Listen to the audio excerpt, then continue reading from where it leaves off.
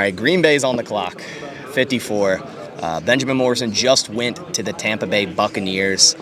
The board, dude, Trey Amos is sitting here, and I thought the Packers could take him at 23. I think my top guy right now is definitely Trey Amos. I would love Landon Jackson, maybe even a Princely Uman Mielen. Ben Morrison just went, so he's crossed off. Azareye'h Thomas, does he fit the Packers? Maybe, maybe not. The pick was in. The Packers made a selection quick. They could shock us and go O-line. A Wyatt Millen would be crazy.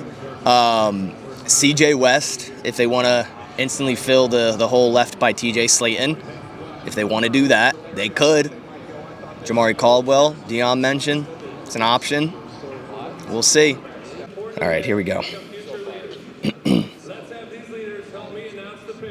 Come on. Come on. Trey Amos.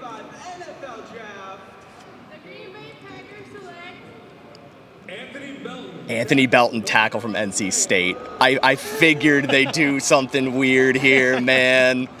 Anthony Belton, they had a top 30 visit with him. Can't go wrong with offensive line. Hey, man, here's the thing.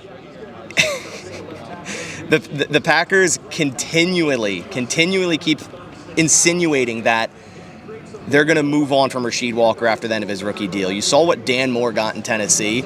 Some team is going to pay Rasheed Walker. Or, the Packers also see Jordan Morgan as a tackle, which also does make this a pretty interesting pick. Now, 6'6", 336. He scored a 7.72 on RAS.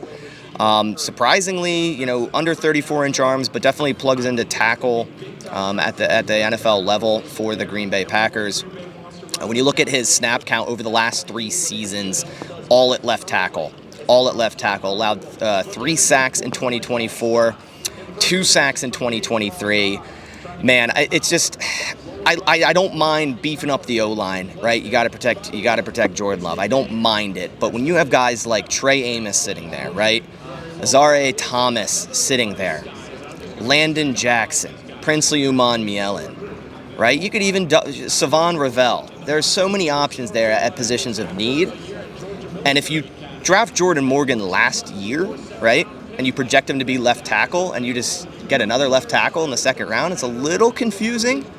I don't mind drafting offensive linemen, but I think there are more pressing needs, like a Trey Amos, a guy I loved for the Packers in the first round, like after a slight trade down. So I'm not the happiest of this pickup. I'm going to be completely honest. And the one thing I take away from this is that it really, really seems like the Packers think they can upgrade Rasheed Walker, and maybe that happens this year. Like, it really, really could. Rasheed Walker is on the last year of his rookie contract in 2025, and like I said, what the Titans just paid Dan Moore, a team is going to pay Rasheed Walker. So I think they're just preparing for the future. They don't have much depth at tackle right now. Andre Dillard was our swing guy last year, moved on from him. So now we bring in Anthony Belton out of NC State again. Would have been more fond of some other picks here, if I'm being completely honest. The Trey Amos, I was hammering the table for. I would have been happy with someone like Landon Jackson. But overall, I can't be too terribly mad at protecting Jordan Love.